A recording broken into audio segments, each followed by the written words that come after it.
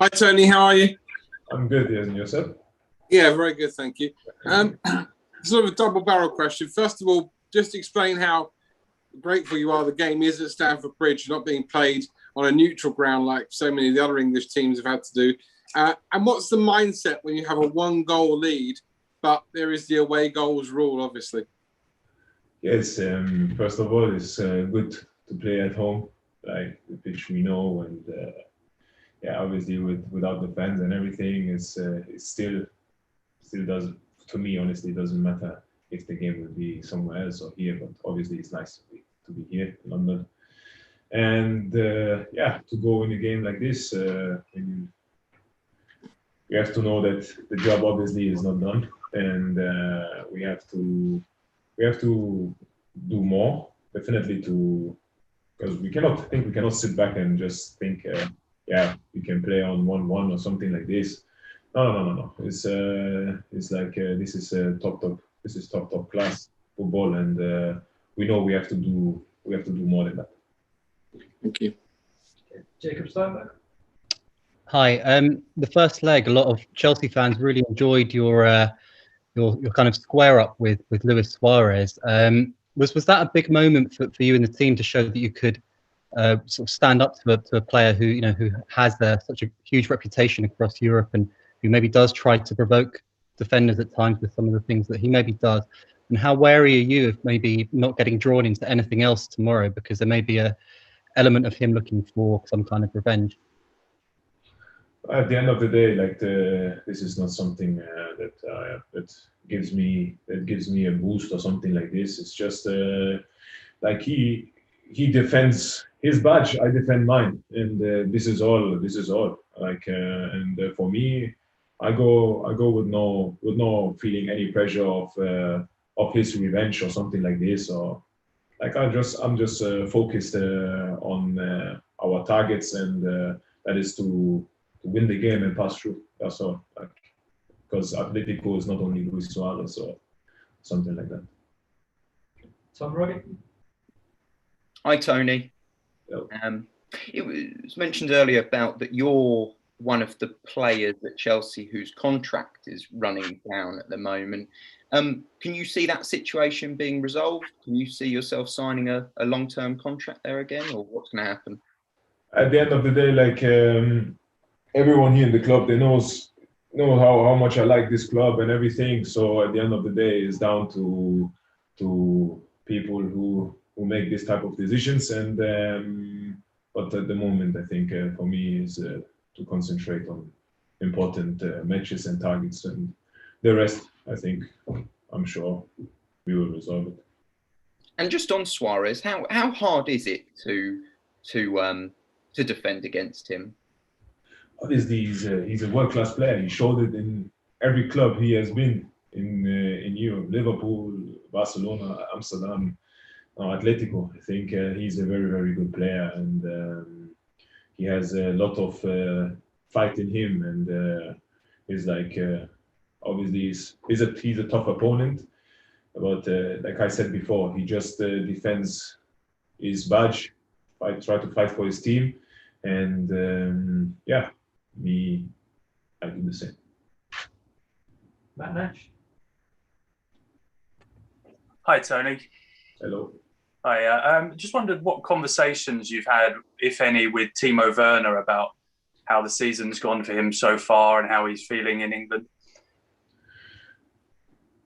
Yes, of course. Obviously, we have conversations, but it's like more conversations to keep him going, to help him and to assist him, because obviously it's normal. It's his first year away from Germany, and things are not going maybe the way he wants it. Obviously, because he's a goal scorer, he wants to score goals, he wants to back goals, and things are not coming in his way at the moment. But for me, it's important to just always let him know that someone is there for him, to help him, to assist him, and I'm very, very sure,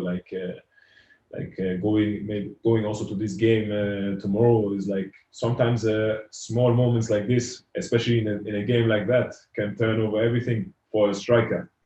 and give him like a real boost. And but obviously, like it's like this sometimes in life. If things are not going your way, sometimes you have to fight through it. And what he's also doing, in my opinion, and because he's working a lot and running a lot, and I'm very sure things will come in his way. Fred Caldera. Hi, Antonio. I know that Thiago is absent for tomorrow as well, but I just would to ask you in general, what do you think he brought to the squad? What additions he brings to Chelsea, and on a personal level, what could you learn from his experience? Yeah, obviously, like Thiago Silva. Thiago Silva. It's, everything says for itself. Like for me, a world-class defender. Showed it in every club he has been in at the top, Milan, PSG, and now here. And especially like when it comes to his age, like he shows that age is just a number. And there's a lot you can learn from him because he has a presence, like a boss-like presence, and the way he talks, the way he shows himself here around the training ground, the way he trains, like professional, and there's a lot you can learn from him, definitely. Andy Gillen. Hi Tony, can you hear me okay? Yes, everything okay. Hiya. If I may, I'd like to go back to the first leg in your running with Suarez again, which I saw you leap in the air when you were chasing him down to the byline when he pinched you at the inside of your thigh.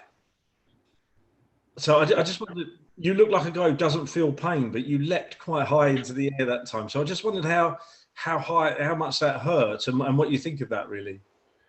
To be honest, I just saw that he pinched me like when I saw it over the social media stuff and everything. I saw the pictures there, but in the game itself, I didn't really feel it that much, and was just like me and him, like just like emotions, just like that. Nothing for me, honestly, nothing special. Sure, I'm sure. But have you ever pinched anybody on the inside of the thigh when you're running for the ball against them? No, I didn't. And but everyone plays a little bit different football, so it's okay. Matt Law. Hi, Tony. Can I just take you back to the question on your contract? You answered it very well, but I just want to be clear that I understood your answer properly. It did sound like you were saying that if the club do make you an offer at any stage, that you would sign it, that you do want to stay long term. And also, is that a change? If I'm right in thinking that that's what you meant, is that a change from maybe earlier in the season when your future was looking less sure at Chelsea? Like I always said, to me, even at the beginning of the season when things didn't go my way, I was always calm, like I am now. And at the end of the day, I cannot give myself a contract, so that's why I have to wait what happens. And whatever happens, I always said I love it here in Chelsea, so Chelsea will always be my priority number one. I hope you understand it. Diego Plaza.